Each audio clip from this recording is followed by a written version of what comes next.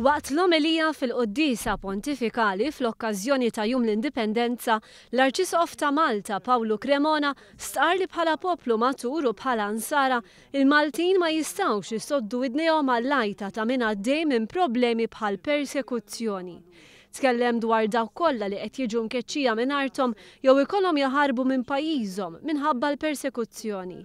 Staqsa x'qed tagħmel l-Unjoni Ewropea u x'qed jagħmel pajjiżna fil-fora internazzjonali f'dan ir-rigward.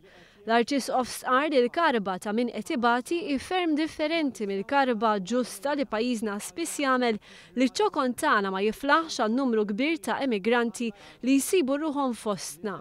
L-Arċisqof qal li minħabba ċ-ċokon u l-limitazzjonijiet ta' riżorsi ekonomiċi ta' pajjiżna ma nistgħux nimxu l qudiem waħedna u għalhekk neħtieġu l-interdipendenza. Fl-istess ħin fakkar li pajjiżna llum jiġi maqut mal-pajjiżi l-aktar żviluppati fid-dinja skont il-kriterji tal-United Nations Development Programme.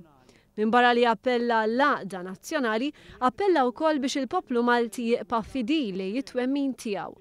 Wara l-Qudiesa Duka ta' Cambridge il-Prinċep William żar il-pittura magħrufa bħala il-Caravaggio li turi tuħ-ir-ras ta' San Ġwan, pittura li tinsab fl-oratorju Biswit il-Konkatedral.